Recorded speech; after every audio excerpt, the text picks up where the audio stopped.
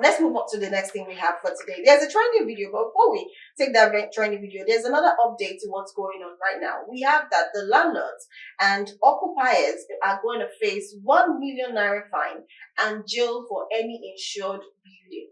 So be careful if you're staying in an uninsured building and you're still probably looking for 500k to pay for rent. Be very careful. You might end up paying 1 million naira, but I don't know how the federal government are ready to do this.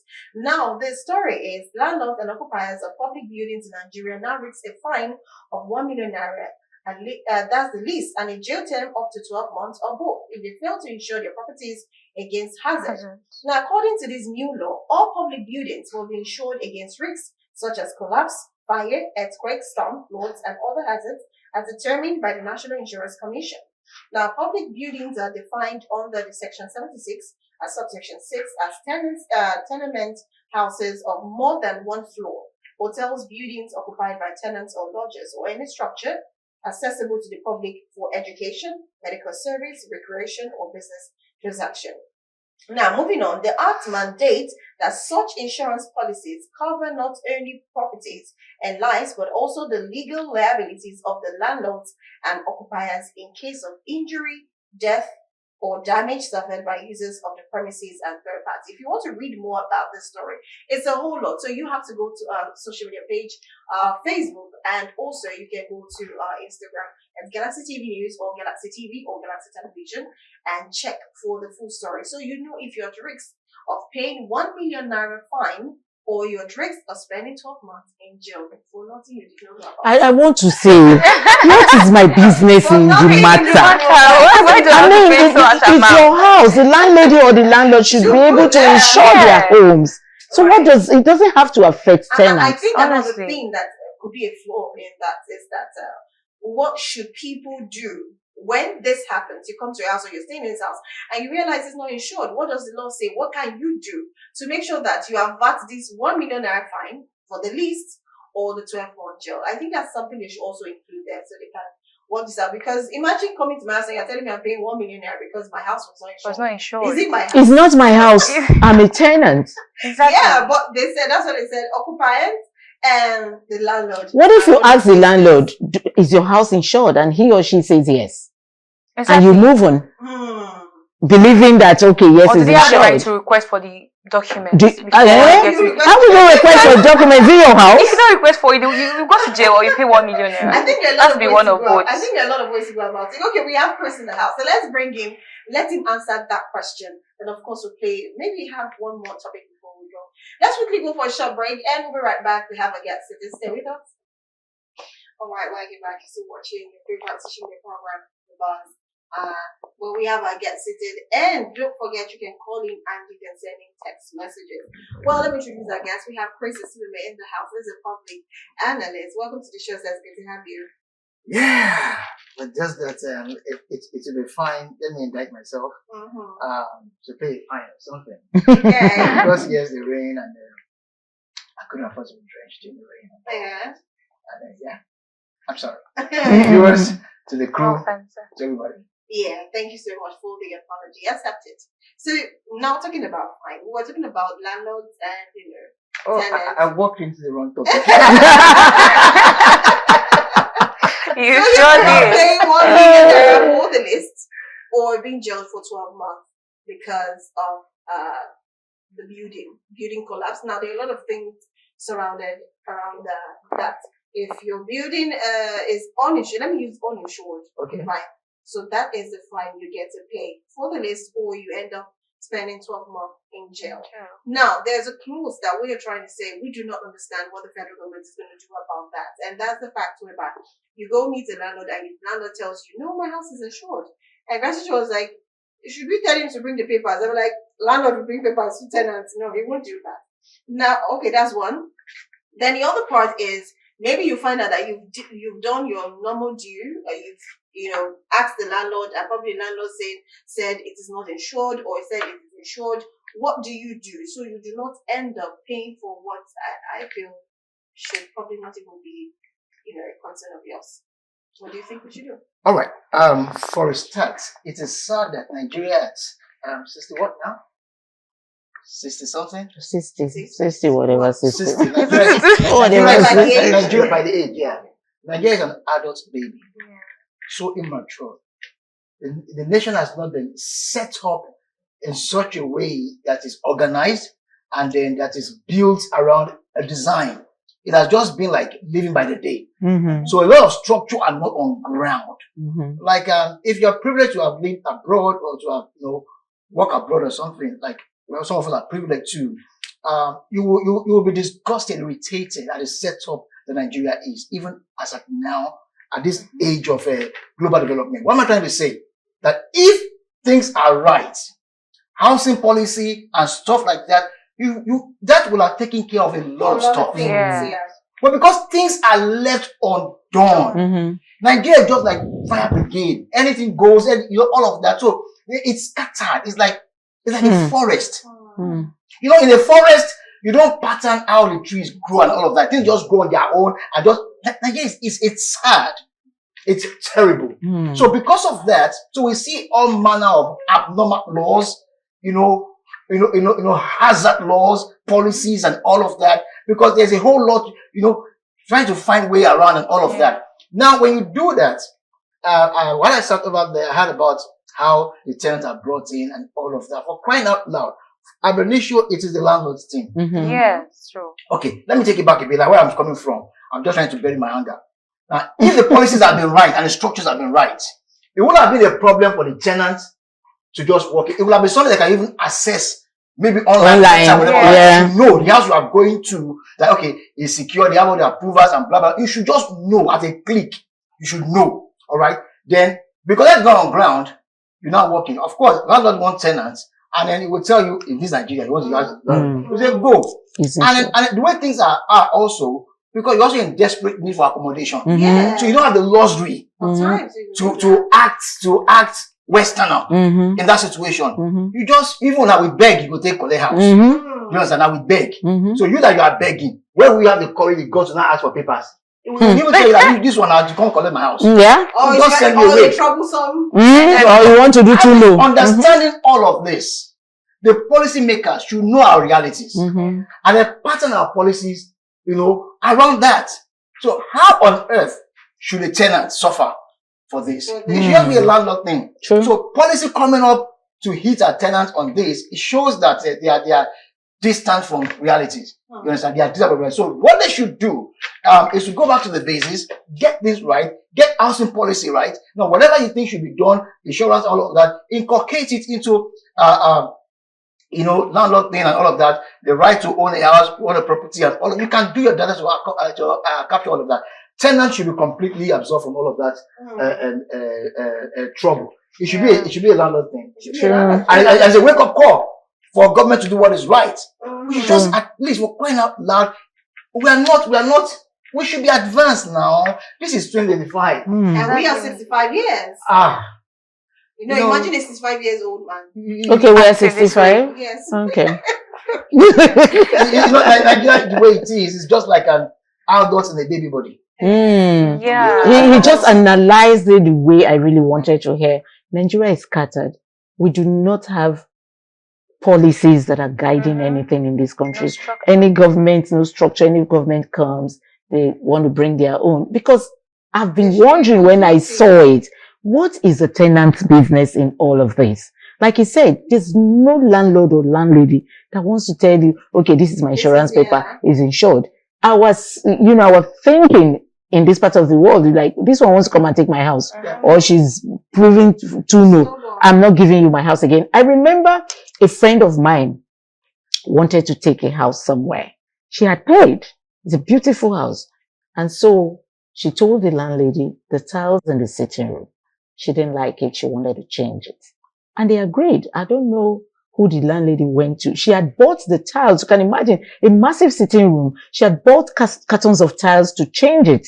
It was an agreement. I don't know who the landlady went to tell. And the person, I think her brother, and the brother told her that, oh, this person wants to come and take your house. Why is she changing tiles? Is she the only tenant there? And that was how the landlady stopped her. They had started walking. They started breaking the tiles and all that. She told her, put back my tiles and take your money. I don't want you in my house anymore. So you can imagine somebody that come to beautify your home. Now you're going to meet one person and say, give me your insurance paper. I want to be sure. You know one house. and there's a flip to it. As much as it's easy for us to hit hard on the government because they are, of course, guilty. I mean, collective sequels of government, reigns of government. It's a collective guilt on the part of political leadership. As much as they are very guilty and we want to condemn them for not having guided policies. But I think the inflation also affected Nigerians. Now, if there's any plan now for government to try to right the wrong, restructure things in that direction, Nigerians will resist it. Because we don't want to go through the process of what we actually want. Even Nigerians are confused.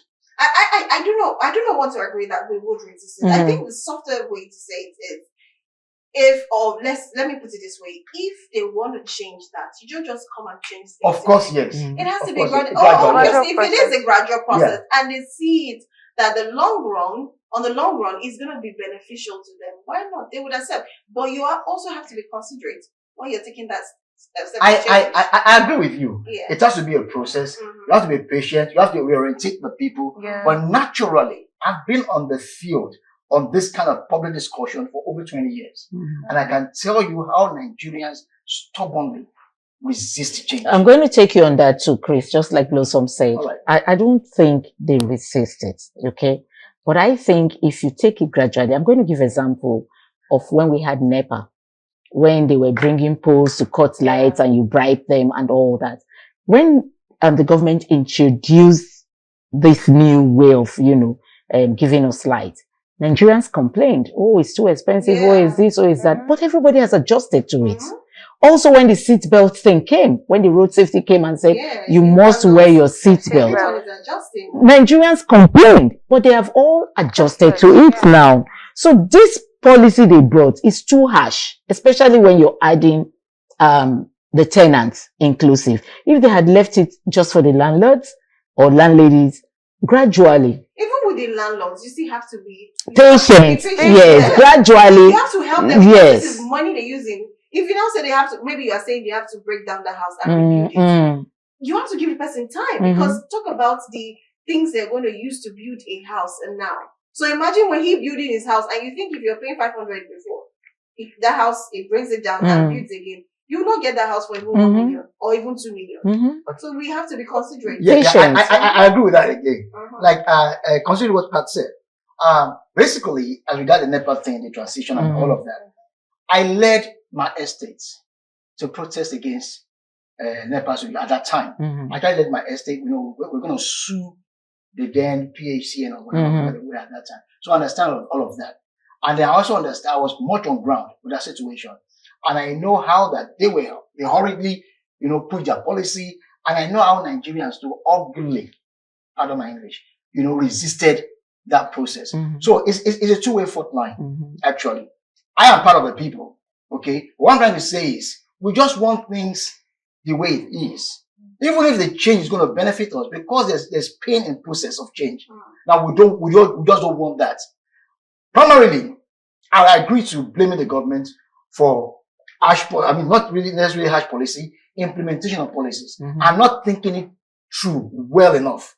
Because and then one ingredient that they also miss that I think those of them emphasize is the patience, to gradually implement the process. You understand? That is very important. But I just thought that as much as we hit out of the government deservedly, Nigerians will also be educated, to be open to change and then embrace the process of change. Because an average Nigerian are not patient, to even go through the process. Yeah.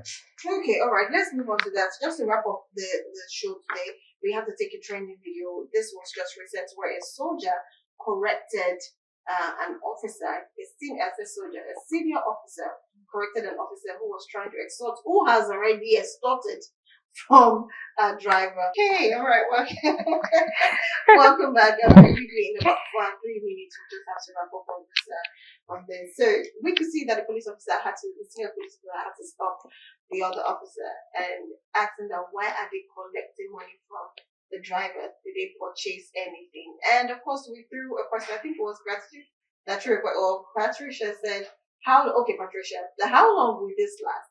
And remember, like, the last, you should even be saying that how many people can do this. That's the point. But anyway, once you hear your own review, so okay. Okay. It's two ways. For the past 1 week now, beside the other one I was dealing with before, I only have issue with, getting in contact with police, all of that, because sometimes I have to like follow up on cases and all of that. I'm presently in one now, and I have a lot of encounters with police, and I can tell you, if you said the police is corrupt, that would be an understatement. That would be a very far cry understatement. Okay, there's no discipline, and but there are two ways to it. Even the last time I was at the station at Area P Command, we're talking about a lot of stuff, discussing why police are involved with all of this shenanigan, money collection and all of that. The police are not taken care of. That's basic. You need to come to realization of how they live. They are abandoned to poverty. Even while in service, very junior officers, they are abandoned, to be in poverty. By the time they now retire from service, it's even worse. That's like a meal coffee to die in penury. So we need to do something about it. The IG need to do something about it. The police should be well taken care of. So that way, you can monitor them. You can execute plans to straighten the police, and discipline them. But at the moment, they just need to survive. Their salaries don't come on time. Even when it comes, it's something little, and then it's horrible. The package for the police is horrible. However, that is not enough for them not to be patriotic, but they should understand the primary call to their service is service to the nation. You should be it's a selflessness, that is core in their duty call. All right. So they should understand that and do what is needful. So having said that, we see the police openly collect money, openly do all of that. They shame the uniform with what they do, and it's a lost conscience. They just do it conveniently and all of that. And there's a question I keep asking myself: what they do this time around? Going to any police station, they will make sure you don't go into the police station with your phone. Yes. And I ask myself, why? You don't want recording, you don't want voice recording or video recording. What are you hiding? In this modern age, you will see that you'll be collecting police, tagging your name behind. It's crazy. I needed to be at the police station yesterday. I just left my phone at home. Because you can't go into the police station with your phone and all of that. So the question is, why do they do that? Why do they do that? There must be something they are hiding. It can't be a policy of the police. No. The government should look into it. The IG should look into it. Why do you deny people of taking phone inside? There's a whole lot of reform. And I'm happy too that there's a reform that has been recently pushed. That's the got pushed. That look, at the police station now, because the courts now begin to reject what you call statements. Because most of these statements are coercive. The Supreme Court is now saying that look, it's either there's a camera to it or the person taking the statement, writing the statement, his lawyer is by his side. Because practically we see police write statements to indict suspects. They do that. So a whole lot is wrong with the police. So when you see there's just a small screen, a reflection of the disease or ailment of the police, and we see them collecting money by the roadside. The whole thing is rotten. It's terribly rotten. The police justice. Treats women when we have discovered that justice is extremely expensive in Nigeria, particularly if you have to go through the police. They will milk you, and at the end of the day, I'm sure Chris has experienced a whole lot. And it's rotten. It's rotten. Something should be done about it. You can't go to the police to seek justice or to seek what is right. If you can't pay the bill, you are on your own. So justice is extremely expensive. You go to the police, it's terribly expensive. You want to go to the court, if you don't want to wait forever till eternity court, it's expensive. That should not be. Society should be sane. Yes, but I will have justice should be a part of an integral part of society. Not what we have. Oh God.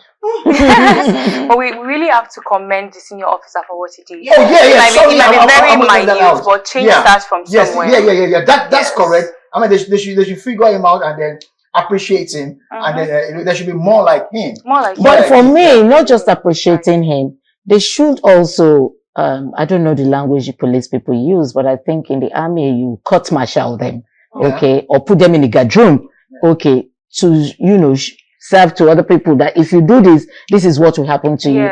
Telling him, give him the money back. And, you know, someone said in the comment section, as they drive good, they don't collect from the next car coming. That's the truth. Yeah. So he should have taken him back to the barracks, and then, you know, they give him some sanctions and so to show the other police people, if you do that, this is what you get. Another thing, they have to confirm, are they really supposed to be on that? Most times they are not supposed to be. Most times they are not supposed to be. The IG has been, you know, talking on this. They are not supposed to be on the road. That's why sometimes too, when they stop me, I just drive past if I'm not in the mood to talk. And then if I'm in the mood to talk, I ask, are you supposed to be here? And you hear them say, Mama, find out something and go, you know. So obviously, if you know your right, they are not supposed to be there on that road. You know what happened? I had an experience. I was I was in a party. It was a night party. And then some police guys came around. I don't know who they came, you know, they came with some kind of maybe VIP or whatever. And then they were a bit bored. And they were just among themselves, that no, just that's one money now. We'll go buy battery. It was those days of, you know, that touch, whatever, you go battery. They went to buy battery, and now they just went to do on the road operation, collecting a lot of money, and they are good. Okay. Yeah. That's how I want. Is that bad? Is that bad? Okay. Is that bad? Anyways, we have to come to the end of the show. Apologies, we could not even pick calls or even respond to messages. It's been a tough one. I think the only one that, you know, was so exciting was the gratitude story when she told us about those who graduated with very good grades. We're repping Nigeria. But anyways, we've come to the end of the show. We'll see you tomorrow. Definitely, we'll be picking calls and responding to messages by reading them out loud, so we can actually, you know, respond to that. But anyways, thank you so much, Chris, for still coming to the studio despite Lagos and, you know, the rain, the weather. Thank you so much for being in the studio. Of course, thank you all our viewers and followers as usual, like I always say. We'll see you again tomorrow. It's going to be a beautiful day. Just have a happy Tuesday. My name is Ruth Blossom. You have a beautiful day right now. See you same time tomorrow, but I want to take a sweet story tomorrow, Rose Blossom. Don't push me to take story of the police people collecting money out there. Yes, the interesting story. That's what I want to take tomorrow. Anyway, see you same time tomorrow. My name is Patricia Uromu Gabriels. Thank you so much for joining us on this episode of The Buzz. My name is Gratitude Imokwede. Goodbye.